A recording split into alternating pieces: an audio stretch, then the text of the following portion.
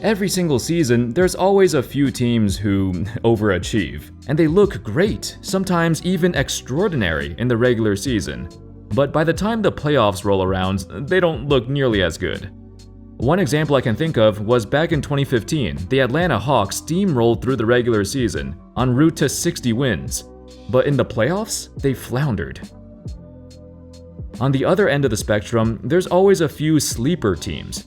Those who you don't expect to do much, but you cannot overlook them. They could give any team a run for their money if things come together. How's it going, folks? My name's Andy, and today let's take a look at some fakers and sleepers going into the 2022 NBA playoffs. But before we start, this video is sponsored by Athletic Greens. What is it? AG1 by Athletic Greens is a comprehensive all-in-one powder, engineered to fill the nutritional gaps in your diet and support your body's 4 pillars of health: gut health, immune support, energy, and recovery.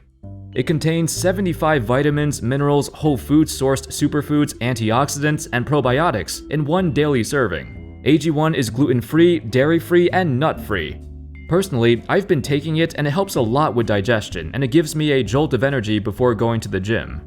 AG1 isn't just for hardcore athletes either, but for the average person too. It's not just for young folks either. The older you get, the more important your health becomes. The ingredients also include adaptogens, herbs that decrease stress and improve sleep quality. Definitely helpful for those in school or working.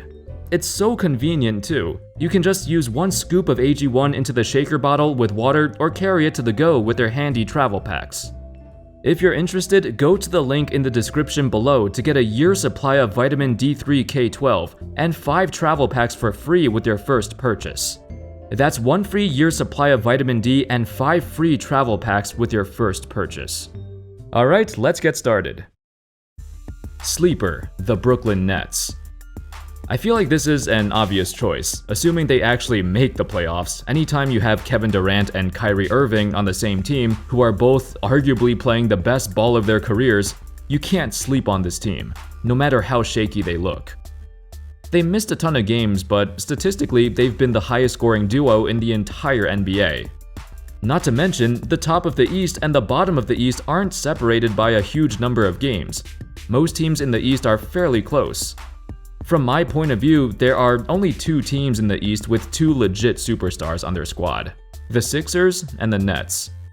With the New York City vaccine mandate lifted, Kyrie's finally allowed to play home games, just in time too.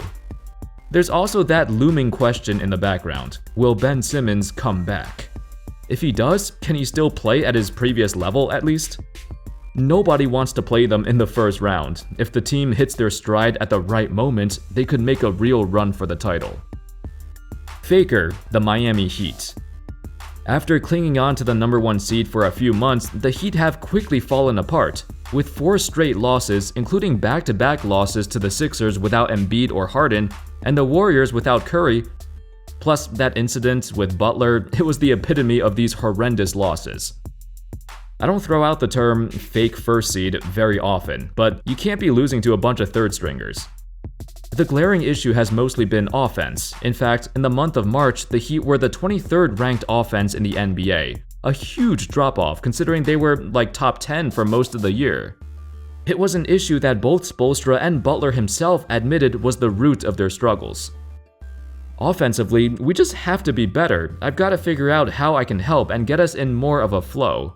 More of a rhythm, play with a little bit more pace to be able to put some more points on the board.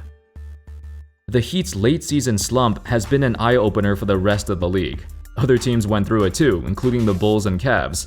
Nobody is safe at the top, especially when you have some bottom playoff teams eager to knock them out.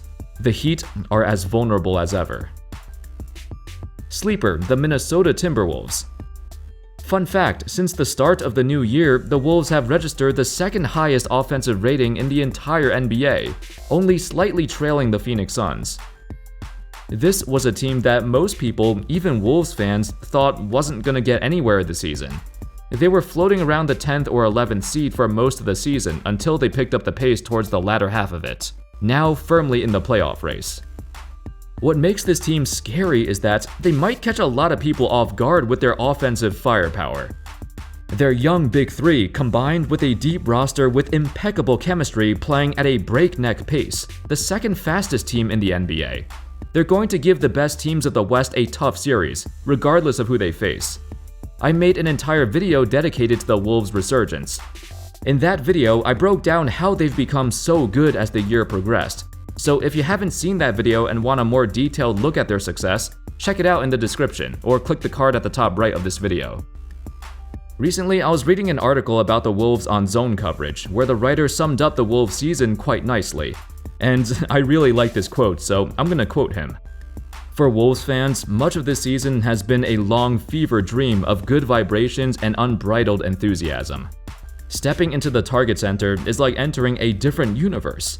Outside the gates lies the buttoned-up, polite, and utterly Midwestern streets of Minneapolis. Inside the walls of the arena, however, it's a loud and boisterous celebration of this year's Timberwolves team. They've become not only a fan favorite, but they also are making a legitimate case for being the best non-Kevin Garnett Wolves team ever. Regardless of how their playoff run goes, the important thing is the Wolves finally have a foundation to build on. In most seasons, at this point, Wolves fans are usually looking at the draft board and potential lottery picks they want to get, but not this year. Things are about to get spooky. Faker, the Chicago Bulls. Remember not too long ago when DeRozan was absolutely tearing up the league? Something like 8 straight games with at least 35+ points and 50+% shooting, which broke Wilt Chamberlain's record? Everyone was talking about it. Well, since that streak ended, the Bulls dropped 10 of their next 14 games, as DeRozan came back down to earth. I've talked about the Bulls before too, but DeRozan's playstyle is it's not sustainable, and in the playoffs, it'll be even less sustainable. Statistically, there's such a drastic difference in his performance in the postseason, where his efficiency plummets. His true shooting percentage drops by 5% on average, and his defense gets exposed. I know the Bulls are way more than just DeRozan, but he eats up so many of their possessions. So at this point, that's how their offense is. A lot of their success a while ago was almost solely because of him playing out of his mind, which is obvious now that he can't keep that up consistently. And they're not going to make a drastic change in how they play when the playoffs start either. They're still banking on DeRozan going off to carry them to wins. It's never happened previously with the Raptors, so I don't think it could happen here. It doesn't help that they're also one of the worst defensive teams in the league, bottom 10 in defensive rating. Billy Donovan's time in OKC was perceived with mixed reactions, but we do know how he coaches in the playoffs. He tends to stick with a lineup for way too long, even if it's not working. Of course, he's very supportive of his players even when they're struggling, but perhaps maybe too supportive. Sleeper, the Boston Celtics. Alright, I know I've said some bad things about the Celtics earlier in the season, but I mean, come on. They were underachieving so hard before. I think halfway through the season they were like 18-20 or something like that, not even in the playoff race. Now they're fighting to secure the top seed of the conference. It's kinda weird for me to say the first seed in the East is a sleeper team, but the Celtics rose up the standings very quietly. Outside Celtics fans, nobody really noticed it until recently, and they're still underestimated. Since the start of 2022, they've had the second best record, behind the Phoenix Suns, and the highest net rating among all teams. Coincidentally, their best stretch of games came after trading away Dennis Schroeder at the deadline. Yeah, it wasn't a coincidence. He was a major hindrance to the team, regardless of his numbers. It's been the improved ball movement, the disciplined defense, along with Jason Tatum averaging over 33 points a game in March. Most importantly, they now trust Ime Udoka's coaching style, to which he described as, "Offensively, we're continuing to play with pace, passing the ball. Simple things like passes per game, assist percentage, we have increased in all of those areas. The passes in general have gone up. Less isolation and more team play has been beneficial for us." The Celtics' turnaround has been nothing short of extraordinary. Few teams in history have bounced back after such a shaky start to the year. Hopefully, they could make some noise in the playoffs. Faker, the Utah Jazz. I don't know if this is a controversial take or not, but this is my opinion. The Jazz basically have the same team this year compared to last year, but they've been playing a lot worse. Over the offseason, they decided to not make any changes and just run it back, and so they fell behind the rest of the pack. While their record still puts them in a good spot to compete and possibly make a playoff run, it's just as likely they'll get knocked out early. I wouldn't be surprised at all if they do. The injuries to Gobert and Mitchell early on did not help either, which also hurt their record. They just don't look as succinct as last year. Everything has been just a bit worse. It's also pretty fresh on our minds that they kinda blew the series against the Clippers. After Kawhi went down, they should have won, but instead the Clippers won the final 2 games. If a team can abuse the Jazz with small ball lineups, then they have to fix that. If they do get knocked out early again, they'll have to reevaluate the roster over the summer. Perhaps we might be hearing some trade rumors too. Sleeper, the LA Clippers. So this is banking on Paul George and Kawhi's return. Throughout the season, we've seen conflicting reports on whether or not Kawhi will be back this year. At one point, it was speculated he'd be out for the rest of the year. Then more recent speculation said he might be back for the playoffs if the Clippers win their play-ins.